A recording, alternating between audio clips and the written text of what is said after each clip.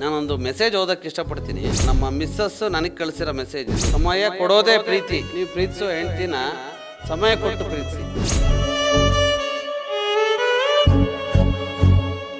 ಯಾವುದೇ ಒಬ್ಬ ಅಧಿಕಾರಿನೇ ಬರಲಿ, ಒಬ್ಬ ಪೊಲಿಟಿಷಿಯನ್ಸೇ ಬರಲಿ, ಅವ್ರನ್ನ ಊಟ ಉಪಚಾರದಿಂದ ಹಿಡಿದು ಪ್ರತಿಯೊಂದೂ ನಾವೇ ನೋಡ್ತೀವಿ. ಅವರು ಈ ವಿಚಾರವಾಗಿ ನಮಗೆ ಸರ್ಕಾರದಿಂದ ಯಾವುದೇ ರೀತಿಯ ಹಣ ಅಂತೂ ನಮ್ಗೆ ಸಿಗ್ತಾ ಇಲ್ಲ.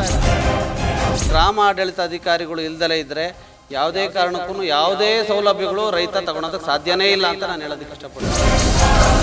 FTF ಅಂದರೆ ಫಿಕ್ಸ್ಡ್ ಟ್ರಾವೆಲ್ ಅಲೋಯನ್ಸ್ ಅಂತ ಅಂದ್ಬಿಟ್ಟು 500 ರೂಪಾಯಿ ಕೊಡ್ತಾ ಇದ್ದಾರೆ. ಏನಕ್ಕೂ ಸಾಲ್ತಾ ಇಲ್ಲ. ಆ್ಯಪ್ ರಿಲೀಸ್ ಆಗೋಯ್ತು, ಲಾಗಿನ್ ಮಾಡ್ಕೊಳ್ಳಿ. ನಾನು ಒಂದು ವರ್ಡ್ ಹೇಳೋಕ್ಕೆ ಇಷ್ಟಪಡ್ತೀನಿ, ಕಾಟಾಚಾರಕ್ಕೆ ನಮಗೆ ಟ್ರೈನಿಂಗ್ ಕೊಡ್ತಾರೆ. ನಮಗೆ ಯಾವ ಲೆಕ್ಕಕ್ಕೆ ನಮ್ಮ ಹತ್ರ ಕೆಲಸ ತೊಗೊತಾ ಇದ್ರೆ, ನಾವು we are basically software engineers ಲೆಕ್ಕಕ್ಕೆ ನಾವು ಕೆಲಸ ಮಾಡ್ತಾ ಇದ್ದೀವಿ ಸರ್. ಗ್ರಾಮ ಆಡಳಿತ ಅಧಿಕಾರಿಗಳ ಸಮಸ್ಯೆ ದಿನದಿಂದ ದಿನಕ್ಕೆ ಹೆಚ್ಚಾಗ್ತಾ ಇದೆ. ಸರ್ಕಾರ ಮಾತ್ರ ಈ ಬಗ್ಗೆ ಯಾವುದೇ ರೀತಿಯಾದಂತಹ ತಲೆಯನ್ನು ಕೆಡಿಸ್ಕೊಳ್ತಿಲ್ಲ. ಅಂದರೆ ಇವ್ರ ಸಮಸ್ಯೆಗಳನ್ನು ಆಲಿಸುವಂಥದ್ದು, ಸಮಸ್ಯೆಗಳನ್ನು ಬಗೆಹರಿಸುವಂತಹ ಒಂದು ವಿಚಾರಕ್ಕೆ ಇನ್ನೂ ಕೂಡ ಸರ್ಕಾರ ಏನು ಕ್ರಮವನ್ನು ಕೈಗೊಳ್ಳದೆ ಇರುವಂಥದ್ದು ಈಗ ದುರಂತದ ಸಂಗತಿಯಾಗಿರುವಂಥದ್ದು. ಈ ಬಗ್ಗೆ ಮಾತನಾಡಲಿಕ್ಕೆ ಗ್ರಾಮ ಆಡಳಿತ ಅಧಿಕಾರಿಗಳ ಸಂಘದ ಬೆಂಗಳೂರು ಗ್ರಾಮಾಂತರ ಜಿಲ್ಲಾ ಅಧ್ಯಕ್ಷರು ರಘುಪತಿ BC ಅವರು ನನ್ನೊಂದಿಗಿದ್ದಾರೆ. ಅವ್ರನ್ನೇ ನಾನೀಗ ಮಾತಾಡಿಸ್ತಾ ಹೋಗ್ತೀನಿ. ಸರ್, ಈಗ ಸುಮಾರು ಒಂದಷ್ಟು ಸಮಸ್ಯೆಗಳನ್ನು ಹೇಳ್ಕೊಂಡ್ರು. ಏನೋ ಅಧಿಕಾರಿಗಳಿಗೆ ತಳಮಟ್ಟದಲ್ಲಿ ಭಾಳಷ್ಟು ಸಮಸ್ಯೆಗಳಿದೆ ಅಂತ ಹೇಳಿ. ನಿಮ್ಮ ಒಂದು ಕಾರ್ಯ ವ್ಯಾಪ್ತಿಯಲ್ಲಿ ಏನೆಲ್ಲ ಸಮಸ್ಯೆಗಳಿದೆ, ನೀವು ಏನೇನ ಸಮಸ್ಯೆಗಳನ್ನು ಎದುರಿಸಿದ್ದೀರಾ ಅನ್ನುವಂಥದ್ದು? ಸರ್, ಎಲ್ಲರಿಗೂ ನಮಸ್ಕಾರ. ನಮ್ಮ ಕಾರ್ಯವ್ಯಾಪ್ತಿ ಅಂದರೆ ಬೆಂಗಳೂರು ಗ್ರಾಮಾಂತರ ಜಿಲ್ಲೆಯಲ್ಲಿ ನಾನು ಕೆಲಸ ಮಾಡ್ತಾ ಇರೋದು.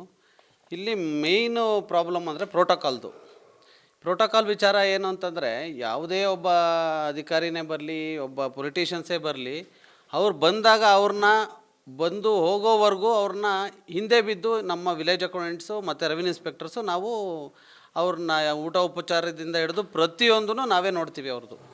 ಈ ವಿಚಾರವಾಗಿ ನಮಗೆ ಸರ್ಕಾರದಿಂದ ಯಾವುದೇ ರೀತಿಯ ಹಣ ಅಂತೂ ನಮ್ಗೆ ಸಿಗ್ತಾ ಇಲ್ಲ.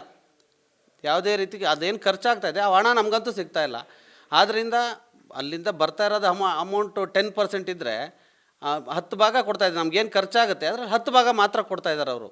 ಸೊ ಅದನ್ನು ನಮ್ಮ ಸಂಪೂರ್ಣ ಭತ್ಯೆನ ನಾವು ಬಿಲ್ ಮಾಡಿಕೊಡ್ತೀವಿ. ನಮಗೆ ಅದನ್ನು ಕೊಡಬೇಕಾಗುತ್ತೆ, ಒಂದು ಇಲ್ಲ ಕೈ ಬಿಡಬೇಕಾಗುತ್ತೆ. ಇವೆರಡರಲ್ಲಿ ಒಂದು ನಮಗೆ ಮಾಡಬೇಕಾಗುತ್ತೆ ಅಂತ ನಾನು ಅದೊಂದು ಹೇಳೋದಕ್ಕೆ ಇಷ್ಟಪಡ್ತೇನೆ ಸರ್. ಪ್ರೋಟೋಕಾಲ್ದು ಮೇನ್ ನಮ್ಮ ಅದನ್ನು ಹೊರತುಪಡಿಸಿ ಈಗ ಒಂದು ಗ್ರಾಮ ಮಟ್ಟದಲ್ಲಿ ಗ್ರಾಮಸ್ಥರಿಗೆ ಒಂದಷ್ಟು ವಿಚಾರಗಳು ಇನ್ನೂ ಕೂಡ ಕನ್ಫ್ಯೂಸ್ ಇದೆ. ಅಂದರೆ ಒಬ್ಬ VA ಅಧಿಕಾರಿ ಏನೆಲ್ಲ ಕೆಲಸ ಮಾಡ್ತಾನೆ ಅನ್ನುವಂಥದ್ದು. ಅದ್ರ ಬಗ್ಗೆ ಹೇಳೋದಾದರೆ ಸ್ಟಾರ್ಟಿಂಗಿಂದ ಗ್ರಾಮ ಮಟ್ಟದಲ್ಲಿ ಏನೆಲ್ಲ ಕೆಲಸಗಳು ಪ್ರಾರಂಭ ಆಗುತ್ತೆ ಅನ್ನುವಂಥದ್ದು. ಅಂದರೆ ಸರ್ಕಾರಕ್ಕೆ ಗೊತ್ತಿದೆ, ಮೇಲಧಿಕಾರಿಗಳಿಗೆ ಗೊತ್ತಿದೆ ಒಬ್ಬ VA ಅಧಿಕಾರಿ ಏನು ಕೆಲಸ ಮಾಡ್ತಾನೆ ಅನ್ನುವಂಥದ್ದು. ಕೆಲವೊಂದು ಸಾರ್ವಜನಿಕರಿಗೆ ಇನ್ನೂ ಕೂಡ ಒಂದು ಡೌಟ್ ಇದೆ. VA ಅಂತ ಹೇಳಿದ್ರೆ ಏನು, ಬರ್ತಾರೆ ಹೋಗ್ತಾರೆ, ಸರ್ವೆ ಮಾಡ್ತಾರೆ, ಒಂದಷ್ಟು ಡಾಕ್ಯುಮೆಂಟ್ಗಳ ಬಗ್ಗೆ ಏನು ಅದ್ರ ಡಾಕ್ಯುಮೆಂಟನ್ನು ಕೊಡುವಂಥದ್ದು ತಗೊಳ್ಳುವಂಥದ್ದು ಇರುತ್ತೆ. ಆದರೆ ನಿಜವಾಗಿ ಏನೆಲ್ಲ ಕೆಲಸಗಳು ಪ್ರಾರಂಭ ಆಗುತ್ತೆ ಅನ್ನುವಂಥದ್ದು ತಳಮಟ್ಟದಿಂದ? ಸರ್, ಈ ವಿಚಾರವಾಗಿ ಈಗ ನೀವು ಈ ಸಕಾಲದಲ್ಲಿ ನಾವು 101 ಸೇವೆ ಕೊಡ್ತೀವಿ ಅಂತ ಗೊತ್ತಲ್ವ ನಿಮಗೆ? ಸಕಾಲದಲ್ಲಿ 101 ಸೇವೆ ಕೊಡ್ತೀವಿ ಅಂತ ನಿಮಗೆಲ್ರಿಗೂ ಗೊತ್ತಿರೋ ವಿಚಾರ ಇದು. ಈ 101 ಸೇವೆ ಏನು ಕೊಡ್ತಾಯಿದ್ದೀವಿ ನಾವು, ಬೇಸಿಕ್ ರಿಪೋರ್ಟ್ ನಮ್ಮದೇನೆ. ಬೇಸಿಕ್ ರಿಪೋರ್ಟ್ ನಾವು ಏನು ಕೊಡ್ತೀವಿ ಅದೇ ರಿಪೋರ್ಟ್ ಮೇಲೇ ಒಬ್ಬ ಸಾರ್ವಜನಿಕನಿಗೆ ಅನುಕೂಲ ಆಗ್ತಾಯಿದೆ. ಒಂದು. ಎರಡನೇದು, ಒಬ್ಬ ರೈತನಿಗೆ ಒಂದು ಕಂದಾಯ ರಸೀದಿಯಿಂದ ಹಿಡಿದು ಪಟ್ಟಾ ಪುಸ್ತಕದಿಂದ ಹಿಡಿದು ಪ್ರತಿಯೊಂದೂ ನಮ್ಮ ಗ್ರಾಮ ಆಡಳಿತ ಅಧಿಕಾರಿಗಳು ಇಲ್ದಲೇ ಇದ್ದರೆ ಯಾವುದೇ ಕಾರಣಕ್ಕೂ ಯಾವುದೇ ಸೌಲಭ್ಯಗಳು ರೈತ ತಗೊಳೋದಕ್ಕೆ ಸಾಧ್ಯನೇ ಇಲ್ಲ ಅಂತ ನಾನು ಹೇಳೋದಕ್ಕೆ ಇಷ್ಟಪಡ್ತೀನಿ ಸರ್. ಇದು ಸೌಲಭ್ಯಗಳ ವಿಚಾರವಾಗಿ ಸರ್, ಈಗ ಎಕ್ಸಾಂಪಲ್ ಹೇಳ್ತೀನಿ. ನಂದು ಈಗ ಬೆಳಗ್ಗೆ ಹೆಚ್ಚು ಕಮ್ಮಿ 7:30-8 ಗಂಟೆಗೆ ಮನೆ ಬಿಡ್ತೀವಿ ನಾವು. 7:30-8 ಗಂಟೆಗೆ ಮನೆಗೆ ಬಿಟ್ಟರೆ ಈಗ ಆಲ್ರೆಡಿ ನಮ್ಮ ಕಾರ್ಯದರ್ಶಿಗಳು ಹೇಳಿದ್ದಾರೆ 8-9 ಗಂಟೆ ತನಕ 10 ಗಂಟೆ ತನಕ ನಾವು ಮನೆಗೆ ಹೋಗ್ತೀವಿ ಅಂತಂದ್ಬಿಟ್ಟು. ಈ ಮಧ್ಯದಲ್ಲಿ ನಮಗೆ ಒಂದು ಮೇಯ್ನು ನಮಗೆ ಜಾಬ್ ಚಾರ್ಟ್ ಇಲ್ಲ ಸರ್. ನಮಗೆ ಜಾಬ್ ಚಾರ್ಟ್ ಇಲ್ಲ. ನಾವು ಏನೇನು ಕೆಲಸ ಮಾಡ್ತೀವಿ ಅಂತ ಹೇಳಬೇಕು ಅಂತಂದರೆ ಒಂದು ದಿವಸ ಸಾಕಾಗಲ್ಲ. ಒಬ್ಬ ವಿಲೇಜ್ ಅಕೌಂಟೆಂಟ್ ಬೆಳಗ್ಗೆಯಿಂದ ಸಂಜೆವರೆಗೂ ಏನು ಮಾಡ್ತಾನೆ ಕೆಲಸ ಅನ್ನೋದು ಒಂದು ದಿವಸಕ್ಕೆ ಸಾಕಾಗಲ್ಲ. ಈ ವೆಬ್ ಅಪ್ಲಿಕೇಶನ್ಸ್ ಆಗಲಿ, ಈ ಮೊಬೈಲ್ ಆ್ಯಪ್ಸ್ಗಳು ಬರೋದಕ್ಕಿಂತ ಮುಂಚೆಯಿಂದನೂ ನಾವು ಅಷ್ಟು ಬ್ಯುಸಿ ಇದ್ವಿ. ಬ್ಯುಸಿ ಇನ್ ದ ಸೆನ್ಸ್ ನೋಡಿ ಸರ್, ಒಬ್ಬ ಬೆಳಗ್ಗೆ ಪೇಪರ್ ವರ್ಕ್, ಈಗ 101 ಈಗ ಕ್ಯಾಸ್ಟ್ ಇನ್ಕಮ್ಮು ಸರ್, ಒಬ್ಬ ಸರ್ಕಲ್ ಮಿನಿಮಮ್ 10-15 ಕ್ಯಾಸ್ಟ್ ಇನ್ಕಮ್ ಬರ್ತವೆ, ಪ್ಲಸ್ ವಾಸಸ್ಥಳ. ಈ ಥರ 101 ಸಕಾಲದಡಿ 101 ಸೇವೆ ಮಾಡ್ತೀವಿ. ಆ ಪ್ರತಿಯೊಂದು ಪೇಪರು ನಾವೇ ಅಟೆಂಡ್ ಮಾಡಬೇಕು. ಅದಕ್ಕೆ ಹಳ್ಳಿಗೆ ಹೋಗ್ಬೇಕು ನಾವು. ಹಳ್ಳಿಗೆ ಹೋಗಿ ಎಲ್ಲ ಮಾಜರ್ ಎಲ್ಲ ರಿಪೋರ್ಟ್ ರೆಡಿ ಮಾಡ್ಕೊತೀವಿ, ಅವ್ರ ಕ್ಯಾಸ್ಟ್ ಬಗ್ಗೆ ತಿಳ್ಕೊತೀವಿ. ಬರೀ ಕ್ಯಾಸ್ಟ್ ಒಂದೇ ಅಲ್ಲ, ವಾಸಸ್ಥಳ ಎಷ್ಟು ವರ್ಷದಿಂದ ಇದ್ದಾರೆ, ಅವ್ರದ್ದು ಬೋನಫೈಡಿಂದ ಹಿಡಿದು ಕೃಷಿ ಕುಟುಂಬದಿಂದ ಹಿಡಿದು ಪ್ರತಿಯೊಂದು ಸರ್ 101 ಸೇವೆ ಕೊಡ್ತಾಯಿದ್ದೀವಿ. ಅಷ್ಟಕ್ಕೂ ನಾವು ಹಳ್ಳಿಗೆ ಹೋಗ್ತೀವಿ, ಹಳ್ಳಿಯಿಂದ ರಿಪೋರ್ಟ್ ತೊಗೊತೀವಿ, ವಾಪಸ್ ಬರ್ತೀವಿ, ರೆವಿನ್ಯೂ ಇನ್ಸ್ಪೆಕ್ಟರ್ ಆಫೀಸಿಗೆ ಅದನ್ನು ಕೊಡ್ತೀವಿ, ಇಷ್ಟೆಲ್ಲ ಮಾಡ್ತೀವಿ. ಆಮೇಲೆ ರೈತ ಬರ್ತಾನೆ ನಮ್ಮ ಹತ್ರ ಒಂದು ಪಟ್ಟ ಪುಸ್ತಕ ರಸೀದಿ ಹಾಕ್ಸ್ಕೊತಾನೆ ಹೋಗ್ತಾನೆ.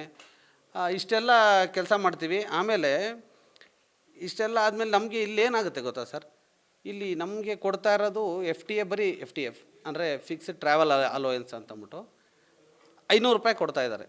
ಪ್ರತಿದಿನ ನಾವು ಹಳ್ಳಿಗೆ ಹೋಗಲೇಬೇಕು, ಪ್ರತಿದಿನ ವಾಪಸ್ RI ಆಫೀಸಿಗೆ ಬರಬೇಕು, ಪ್ರತಿದಿನ ತಾಲೂಕು ಕಚೇರಿ ಕರಿತಾನೆ ಇರ್ತಾರೆ. ನಮ್ಗೆ ಹೆಚ್ಚು ಕಮ್ಮಿ ಒಂದು ದಿನಕ್ಕೇ 500 ರೂಪಾಯಿ ಖರ್ಚಾಗುತ್ತೆ ಸರ್, ಪೆಟ್ರೋಲ್ಗೆ ಅಂತಲೇ ಹೇಳ್ತಾರೆ ನಾನು. ಹೌದೌದು, ಒಂದು ದಿನಕ್ಕೇ 500 ರೂಪಾಯಿ ಜೆರಾಕ್ಸು ಅದು ಇದು ಆಗ್ತಾನೇ ಇರುತ್ತೆ. ಅರ್ಥ ಆಯ್ತಾ? ಇಷ್ಟು ಇದರಲ್ಲಿ ನಮಗೆ ಈ FTA ಏನಕ್ಕೂ ಸಾಲ್ತಾ ಇಲ್ಲ.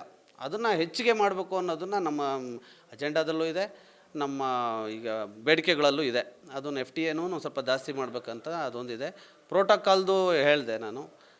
ಇನ್ನು ಗ್ರಾಮಾಡಳಿತಾಧಿಗಳು ಏನು ಕೆಲಸ ಮಾಡ್ತಾನೆ ಅಂತ ಹೇಳಿದ್ರೆ, ಈಗ ಹೇಳಿದ್ನಲ್ಲ, ಪ್ರತಿಯೊಬ್ಬ ರೈತನಿಗೆ ಆಗಲಿ, ಒಬ್ಬ ಸಾರ್ವಜನಿಕನಿಗೆ ಆಗಲಿ, ನಮ್ಮ ರಿಪೋರ್ಟ್ ಇಲ್ದಲೆ ಯಾವುದೇ ಕೆಲಸ ಆಗೋದಕ್ಕೆ ಸಾಧ್ಯನೇ ಇಲ್ಲ ಅಂತ ಖಡಾಖಂಡಿತವಾಗಿ ಹೇಳ್ತೀನಿ ನಾನು. ಈಗ ಸರ್ಕಾರ ಒಂದು ಹೊಸ ನಿಯಮಗಳನ್ನು ತಗೊಂಡ್ಬರ್ತಾರೆ, ಏನು ಗ್ರಾಮ ಒಂದು ಅಭಿವೃದ್ಧಿ ಆಗಬೇಕು ಅನ್ನುವಂತಹ ನಿಟ್ಟಿನಲ್ಲಿ. ಆ ಒಂದು ಸಂದರ್ಭದಲ್ಲಿ ಗ್ರಾಮದಲ್ಲಿ ಸಾರ್ವಜನಿಕರ ಹತ್ರ ದಾಖಲಾತಿಗಳನ್ನು ಹೇಗೆ ನೀವು ಕಲೆಕ್ಟ್ ಮಾಡ್ತೀರಾ, ರೆಸ್ಪಾನ್ಸು ಹೇಗಿರುತ್ತೆ ಅನ್ನುವಂಥದ್ದು. ಯಾಕಂದರೆ ಒಂದು ಸಲ ಹೋದರೆ ನೆಕ್ಸ್ಟ್ ಸಲ ಇನ್ನೊಂದು ದಾಖಲಾತಿ ಕೇಳಬೇಕಾಗಿ ಬರುತ್ತೆ. ಹಾಗಿರುವಾಗ ನೀವು ಹೆಂಗೆ ಕನ್ವಿನ್ಸ್ ಮಾಡ್ತೀರಾ, ಯಾವ ರೀತಿಯಾಗಿ ಜನರನ್ನು ಒಂದು ಸರ್ವಿಸನ್ನು ತಗೊಳ್ತಾ ಇದ್ದೀರಾ, ಯಾವ ರೀತಿ ಸ್ಪಂದಿಸ್ತಾ ಇದ್ದಾರೆ ಅನ್ನುವಂಥದ್ದು ಗ್ರಾಮದಲ್ಲಿ? ಹೌದು ಸರ್, ಮೊಬೈಲ್ ಆ್ಯಪಲ್ಲಿ ಮೊದಲನೇ ವಿಚಾರ, ನಾವೀಗ ಎಲ್ಲ ಈ ಆ್ಯಪ್ಗಳಲ್ಲಿ ಕೆಲಸ ಮಾಡ್ತಾಯಿದ್ದೀವಲ್ಲ, ಈಗ ಲ್ಯಾಂಡ್ ಬೀಟ್ ಅನ್ನೋ ಒಂದು ಆ್ಯಪಲ್ಲಿ ನಾವು ಮಾಜರ್ ಮಾಡೋದಕ್ಕೆ ನಮಗೊಂದು ಆಪ್ಷನ್ ಶರ ಕೊಟ್ಟಿದ್ದಾರೆ. ಆ್ಯಕ್ಚುಲಾಗಿ ಈ ಮಹಜರ್ ಮಾಡೋದು revenue inspector cadre and above ಅವ್ರಿಗೆ ಮಾತ್ರನೇ ಅಧಿಕಾರ ಇರೋದು. ಆದರೆ ಮೊಬೈಲ್ ಆ್ಯಪಲ್ಲಿ ನಮಗೆ ಡೈರೆಕ್ಟಾಗಿ ಕೊಟ್ಟಿದ್ದಾರೆ. ನಾವು ಯಾವ ರೀತಿ ಮಾಜರ್ ಮಾಡಬೇಕು ಅಂತ ಅದು ನಮ್ಗೆ ಗೊತ್ತಾಗ್ತಾ ಇಲ್ಲ. ಒಂದು ಸರ್, ಫೀಲ್ಡಲ್ಲಿ ನಮ್ಮದು ಎನ್ಕ್ರೋಚ್ಮೆಂಟ್ ಇರುತ್ತೆ. ಆ ಎನ್ಕ್ರೋಚ್ಮೆಂಟ್ ಹತ್ರ ನೋಡಿ, ಎನ್ಕ್ರೋಚ್ಮೆಂಟ್ ಇದೆ ಅಂತಂದ್ಬಿಟ್ಟು ಒಂದು ಮಾಜರ್ ಮಾಡೋದಕ್ಕೆ ನಮ್ಗೆ ಹೇಳಿದ್ದಾರೆ. ಅದನ್ನು ನಾವು ರೈಟಿಂಗಲ್ಲಿ ಮಾಡಬೇಕಾ, ರೈಟಿಂಗಲ್ಲಿ ಬರೆದು ಅದನ್ನು ಇದು ಮಾಡಬೇಕಾ, ಅಥವಾ ಜನಗಳನ್ನ ನಿಲ್ಲಿಸ್ಕೊಂಡು ನಾವು ಹೇಳ್ಬೇಕು ಅನ್ನೋದು ಕ್ಲಾರಿಟಿ ಕೊಟ್ಟಿಲ್ಲ. ಒಂದು ಮೊದಲನೇ ವಿಚಾರ, ವಿಲೇಜ್ ಅಕೌಂಟ್ಸ್ಗೆ ಮಾಜರ್ ಮಾಡೋದಕ್ಕೆ ರೈಟ್ಸೇ ಇಲ್ಲ, ಆದರೂ ಈ ಥರ ಕೊಟ್ಟಿದ್ದಾರೆ. ಈ ಥರದವು 5-6 ಆ್ಯಪಲ್ಲಿದೆ ಮಾಜರ್ ಮಾಡೋದಕ್ಕೆ. ಆಮೇಲೆ ಆಧಾರ್ ಲಿಂಕಿಂಗ್ದೊಂದು ಸಮಸ್ಯೆ ಹೇಳೋಕ್ಕೆ ಇಷ್ಟಪಡ್ತೀನಿ. ಕನ್ಸೆಂಟ್ ಇಲ್ದಂಗೆ, ಪರ್ಟಿಕ್ಯುಲರ್ ಪಾರ್ಟಿದು ಕನ್ಸೆಂಟ್ ಇಲ್ದಂಗೆ ನೀವು ಆಧಾರ್ನ ಬಲವಂತವಾಗಿ ತೊಗೊಳಂಗಿಲ್ಲ ಅಂತ ಹೇಳಿದ್ದಾರೆ. ಆದರೆ ನಮಗೆ 100% ಪ್ರೋಗ್ರೆಸ್ ಕೇಳ್ತಾ ಇದ್ದಾರೆ. ಈಗ ಆಲ್ರೆಡಿ 70ರಿಂದ 82% ಆಗೋಗಿದೆ. ನಮ್ಮ ಜಿಲ್ಲೆಯಲ್ಲಿ 82% ಆಗೋಗಿದೆ. ಇನ್ನು ಉಳಿದಿರೋದು ಏನಾಗ್ತಾಯಿದೆ ಅಂದರೆ ವಾಪಸ್ ಬರ್ತಾಯಿದೆ, ಪರ್ಸೆಂಟೇಜ್ ಕಮ್ಮಿ ಆಗ್ತಾಯಿದೆ. ರೀಸನ್ ಒಂದೇ. ಅದಕ್ಕೆ ರೀಸನ್ ಏನು ಅಂತಂದರೆ, ಸಬ್ ರಿಜಿಸ್ಟ್ರ್ ಆಫೀಸಲ್ಲಿ ರಿಜಿಸ್ಟರ್ ಆಗ್ತಾ ಇರ್ತವೆ. ಸೊ ಅವು ವಾಪಸ್ ಬರ್ತಾ ಇರುತ್ತೆ. ಅದು ಪೌತಿ ಖಾತೆಗಳು ಮಾಡ್ತಾ ಇರ್ತೀವಿ. ಇವೆಲ್ಲ ಏನಾಗ್ತಾಯಿದೆ, ವಾಪಸ್ ಬರ್ತಾಯಿದೆ, ಪರ್ಸೆಂಟೇಜ್ ಕಮ್ಮಿ ಆಗ್ತಾಯಿದೆ. ಇದಕ್ಕೊಂದು ಸೊಲ್ಯೂಷನ್ ನಾನು ಮಾನ್ಯ ಸಚಿವರಲ್ಲಿ ಇದನ್ನು ಕೇಳ್ಕೊಳೋದಕ್ಕೆ ಇಷ್ಟಪಡ್ತೀನಿ. ಏನಂತಂದರೆ, ಸಬ್ ರಿಜಿಸ್ಟ್ರ್ ಆಫೀಸಲ್ಲಿ ಆಧಾರ್ ಸೀಡಿಂಗ್ಗೆ ಆಪ್ಷನ್ ಕೊಡಬೇಕಾಗುತ್ತೆ. ಇನ್ನು ಪೌತಿ ಖಾತೆವು ನಾವು ಮಾಡ್ತಾಯಿದ್ದೀವಿ.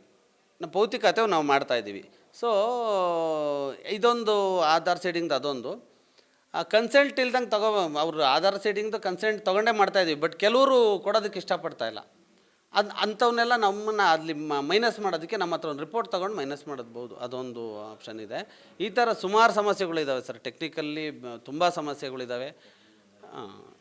ಸರ್, ಈಗ ಮೊಬೈಲ್ ಆ್ಯಪ್ಗಳಲ್ಲಿ ಕೆಲವೊಂದು ನೀವು ಮಾಡುವಂಥ ಒಂದು ಅಥಾರಿಟಿ ಇರಲ್ಲ, ಅಂದರೆ ಅಧಿಕಾರನೇ ಇರಲ್ಲ ಅಂಥ ಒಂದು ಆ್ಯಪ್ಗಳು ಮತ್ತು ಅಲ್ಲಿ ಸೇವೆಯನ್ನು ಕೊಟ್ಟಿದ್ದಾರೆ ಅಂತ ಹೇಳ್ತಿದ್ದೀರಾ. ಈಗ ಆ್ಯಪ್ಗಳು ಇನ್ಸ್ಟಾಲ್ ಮಾಡೋದಕ್ಕಿಂತ ಮೊದಲು ತರಬೇತಿಗಳನ್ನು ಕೊಟ್ಟಿದ್ರಾ, ಅಥವಾ ಆ್ಯಪ್ ಇನ್ಸ್ಟಾಲ್ ಆದಮೇಲೆ ಈ ರೀತಿಯಾಗಿ ಆ್ಯಪ್ಗಳಲ್ಲಿ ಕೆಲಸ ಮಾಡಬೇಕು ಅಂತ ಹೇಳಿ ನಿಮಗೇನಾದರೂ ಇಲಾಖೆಯಿಂದ ಏನಾದರೂ ತರಬೇತಿಗಳನ್ನು ಕೊಟ್ಟಿದ್ದಾರೆ? ಯಾವ ರೀತಿಯಾಗಿ ತರಬೇತಿಗಳನ್ನು ಕೊಟ್ಟು ಈ ರೀತಿಯಾಗಿ ಆ್ಯಪ್ಗಳಲ್ಲಿ ಕೆಲಸ ನಡೀತಾ ಇದೆ ಅನ್ನುವಂಥದ್ದು ಪ್ರಕ್ರಿಯೆ ಅಂತ? ಸರ್, ಈ ಆ್ಯಪ್ಗಳ ಬಗ್ಗೆ ಹೆಂಗೆ ಅಂತಂದರೆ, ಆ್ಯಪ್ ರಿಲೀಸ್ ಆಗೋಯ್ತು, ಲಾಗಿನ್ ಮಾಡಿಕೊಂಡು ಆಮೇಲೆ ಟ್ರಯಲ್ ಆ್ಯಂಡ್ ಎರರ್ ಮೆಥಡ್ಗೆ ಅಂತಂದ್ಬಿಟ್ಟು ನಾನು ಒಂದು ವರ್ಡ್ ಹೇಳೋಕ್ಕೆ ಇಷ್ಟಪಟ್ಟು, ಕಾಟಾಚಾರಕ್ಕೆ ನಮಗೆ ಟ್ರೈನಿಂಗ್ ಕೊಡ್ತಾರೆ ಸರ್. ಕಾಟಾಚಾರಕ್ಕೆ ಒಂದು ದಿನಕ್ಕೆ ಅದು ಎಷ್ಟು ಲಾಂಗ್ ಪ್ರೋಸೆಸ್ ಇರುತ್ತೆ ಅಂದರೆ ಆ ಆ್ಯಪ್ದು ಒಂದು ಒಂದು ಕೆಲಸ ಆಗಬೇಕು ಅಂದರೆ ಒಂದು 15ರಿಂದ 20 ನಿಮಿಷ ಒಬ್ಬಂದು ಆಧಾರ್ ಲಿಂಕಿಂಗ್ ಇರುತ್ತೆ. ಅವ್ರು ಬಂದು ಅರ್ಧ ಗಂಟೆಗೆ ನಮಗೆ ಇಡೀ 52 ಜನ ಅಥವಾ ಇಡೀ ನಮ್ಮ ಒಂದು ತಾಲೂಕಿನ ವಿಲೇಜ್ ಅಕೌಂಟ್ಸ್ಗೆ ಅರ್ಧ ಗಂಟೆಯಲ್ಲಿ ಕೊಟ್ಟೋಗ್ತಾರೆ ಟ್ರೈನಿಂಗು. ಬೇಸಿಕಲಿ ನಾವು PUC ಮೇಲೆ ಅಪಾಯಿಂಟ್ ಆಗಿರೋದು, ನಿಮ್ಗೆಲ್ರಿಗೂ ಗೊತ್ತಿರೋ ವಿಚಾರ ಅದು. ನಮಗೆ ಯಾವ ಲೆಕ್ಕಕ್ಕೆ ನಮ್ಮ ಹತ್ರ ಕೆಲಸ ತೊಗೊತಾರೆ, ನಾವು we are basically software engineers ಲೆಕ್ಕಕ್ಕೆ ನಾವು ಕೆಲಸ ಮಾಡ್ತಾಯಿದ್ದೀವಿ ಸರ್. ಇದು ಎಲ್ರಿಗೂ ಅನ್ವಯ ಆಗುತ್ತೆ. ಇಲ್ಲಿ ನಮ್ಮಲ್ಲಿ ಕೆಲವು 10th ಬಂದಿರೋರು ಇದ್ದಾರೆ, PUCಯಿಂದ ಬಂದಿರೋರು ಇದ್ದಾರೆ. But almost they are working equal to software engineers. ಇದಂತೂ ಹೇಳೋದಕ್ಕೆ ಇಷ್ಟ. ಈ ಕಾಟಾಚಾರಕ್ಕೆ ತರಬೇತಿ ಕೊಡ್ತಾರೆ ಅಂತ ಹೇಳ್ತಿದ್ದೀರಾ, ಮತ್ತು ಈ ತರಬೇತಿ ಇಲ್ಲದೆ ಆ್ಯಪಲ್ಲಿ ಹೆಂಗೆ ಕೆಲಸ ಮಾಡ್ತಾ ಇದ್ದೀರಾ? ತಪ್ಪುಗಳು ಆಗ್ತದೆ, ರಾಂಗ್ ಇನ್ಫಾರ್ಮೇಷನ್ ಹೋಗಲ್ವಾ ಸರ್ಕಾರಕ್ಕೆ, ಕೆಲವೊಂದು ಸರ್ವೆ ಮಾಡುವಂಥ ವಿಚಾರಕ್ಕೆ, ಮತ್ತು ಡಾಕ್ಯುಮೆಂಟ್ಗಳನ್ನ ನೀವು ಅಪ್ಲೋಡ್ ಮಾಡಬೇಕು ಆ್ಯಪ್ಗಳಿಗೆ. ಆ ಸಂದರ್ಭದಲ್ಲಿ ಏನೆಲ್ಲ ಸಮಸ್ಯೆಗಳಾಗತ್ತೆ ಅಂತ? ಸರ್, ಅದು ಏನಾಗ್ತಾ ಇದೆ ಅಂದರೆ, ಈಗ ಇನ್ ಕೇಸ್ ನಮಗೆ ಗೊತ್ತಾಗ್ದಲೇ ಇದ್ದರೆ ನಮ್ಮಲ್ಲೇ ನಮ್ಮ VAಗಳಲ್ಲಿ ಯಾರನ್ನ ಚೆನ್ನಾಗಿ ಗೊತ್ತಿರೋರು ಇದ್ದರೆ ಅವ್ರ ಹತ್ರ ತಿಳ್ಕೊಂಡು ನಾವು ಆ ಕೆಲಸನ ತುಂಬ ಕಷ್ಟಪಟ್ಟು ಮಾಡ್ತಾಯಿದ್ದೀವಿ ಸರ್. ಓವರಾಲ್ ಹೆಂಗೆ ಅಂತಂದರೆ, ನಮಗೆ ಏನೂ ನಾಲೆಡ್ಜ್, ಈಗ ನಮ್ಮಲ್ಲಿ 100 ಜನ ಇದ್ದರೆ ಒಂದು 5 ಜನಕ್ಕೆ ನಾಲೆಡ್ಜ್ ಚೆನ್ನಾಗಿರುತ್ತೆ VAಗಳಿಗೆ. ಅವ್ರ ಹತ್ರ ಎಲ್ಲರೂ ದುಂಬಾಲು ಬಿದ್ದು ಅವ್ರನ್ನ ರಿಕ್ವೆಸ್ಟ್ ಮಾಡಿಕೊಂಡು ನಾವು ಮಾಡ್ತಾಯಿದ್ದೀವಿ. ಮೊದಲನೇ ವಿಚಾರ, ಈ ಆ್ಯಪ್ಗಳ್ದು ಹೇಳೋದ್ನಲ್ಲ, ಅದರಲ್ಲಿ ಮಹಿಳೆಯರದ್ದು ಒಂದು ಸ್ವಲ್ಪ ಹೇಳೋದಕ್ಕೆ ಇಷ್ಟಪಡ್ತೀನಿ ಸರ್. ಮಹಿಳೆಯರು, ಈಗ ನಾವು ಜೆಂಟ್ಸು ಹೆಂಗೋ ಹೋಗಿ ಮಾಡ್ಕೊಂಬರ್ತೀವಿ, ಅವರು ಮನೇನೂ ಸಂಸಾರನೂ ನೀಗಿಸ್ಬೇಕು. ಪ್ಲಸ್ ಬೆಳಗ್ಗೆ ನಮ್ಮ ಥರ ಯಾವ ಥರ ಫೀಲ್ಡ್ಗೆ ಹೋಗಿ ಬೆಳಗ್ಗೆ ಬೆಟ್ಟ ಗುಡ್ಡದಲ್ಲಿ ಅವರು ಓಡಾಡ್ಕೊಂಡು ಪಾಪ ಕೆಲಸ ಮಾಡೋದು ತುಂಬ ಕಷ್ಟಕರ ಕೆಲಸ ಆಗಿದೆ. ಆಮೇಲೆ ನಮ್ಮ ವಿಲೇಜ್ ಅಕೌಂಟ್ಸ್ಗೆ ನಮ್ಮ ಮೇಲಧಿಕಾರಿಗಳು ಕೆಲವರು ಮಹಿಳಾ ಮೇಲಧಿಕಾರಿಗಳು ಏನು ಹೇಳ್ತಾರೆ, ನಾನು ಮಾಡ್ತಾ ಇಲ್ವಾ ನೀನು ಮಾಡು ಅನ್ನೋ ಒಂದು ವರ್ಡ್ ಹೇಳ್ತಾರೆ. ಅವರು ಆರಾಮಾಗಿ ಕಾರಲ್ಲಿ ಹೋಗ್ತಾರೆ, ಜೀಪಲ್ಲಿ ಹೋಗ್ತಾರೆ ಮನೆಗೆ. ನಮ್ಮ ವಿಲೇಜ್ ಅಕೌಂಟ್ಸ್ ಹೆಂಗೆ ಹೋಗ್ಬೇಕು? 9 ಗಂಟೆ ತನಕ ಗೂಗಲ್ ಮೀಟ್ ಅಂತ 9 ಗಂಟೆ ತನಕ VC ತೊಗೊತಾರೆ. 9 ಗಂಟೆ ಮೇಲೆ ಬಸ್ಗಳು ಸಿಗೋಲ್ಲ, ಹೆಂಗೆ ಹೋಗ್ಬೇಕು ಅವರು? ಇವ್ರೇನು ಜೀಪಲ್ಲಿ ಜಿಮ್ ಅಂತ ಹೊರಟೋಗ್ತಾರೆ. ನಮ್ಮ ವಿಲೇಜ್ ಅಕೌಂಟ್ಸ್ ಹೆಂಗೆ ಹೋಗ್ಬೇಕು? ಇದನ್ನು ಇನ್ಕ್ಲೂಡಿಂಗ್ ನಮ್ಮ ಕೃಷ್ಣ ಬೈರೇಗೌಡ ಸಾಹೇಬರಿಂದ ಹಿಡಿದು ನಮ್ಮ ತಹಸೀಲ್ದಾರು, ರೆವಿನ್ಯೂ ಇನ್ಸ್ಪೆಕ್ಟ್ರು, ಎಲ್ಲ AC DC ಎಲ್ರಿಗೂ ರಿಕ್ವೆಸ್ಟ್ ಮಾಡ್ಕೊತೀನಿ, ದಯವಿಟ್ಟು ಆದಷ್ಟು 5:30 ಮೇಲೆ ಇನ್ಮೇಲೆ ಯಾವುದೇ ಕಾರಣಕ್ಕೂ ತಗೋಬಾರ್ದು ಅಂತ ಒಂದು ಪರ್ಸನಲ್ ರಿಕ್ವೆಸ್ಟ್ ಮಾಡ್ಕೊತಾ ಇದ್ದೀನಿ ಸರ್. ಆಮೇಲೆ ನಾನೊಂದು ಮೆಸೇಜ್ ಓದೋಕ್ಕೆ ಇಷ್ಟಪಡ್ತೀನಿ. ನಮ್ಮ ಮಿಸ್ಸಸ್ಸು ನನಗೆ ಕಳಿಸಿರೋ ಮೆಸೇಜ್ ಇದು. ಯಾವಾಗ ಅಂದರೆ 1.5-2 ತಿಂಗಳು ಮುಂಚೆ, ಸಮಯ ಕೊಡೋದೇ ಪ್ರೀತಿ, ನೀವು ಪ್ರೀತಿಸೋ ಹೆಂಡ್ತಿನ ಸಮಯ ಕೊಟ್ಟು ಪ್ರೀತಿಸಿ, ಒಂದು ಮೆಸೇಜು. ಇನ್ನೊಂದು ಇಂಗ್ಲೀಷಲ್ಲಿ ಕಳಿಸಿದ್ದಾರೆ, ಏನಿಲ್ಲ ಬಿಡಿ.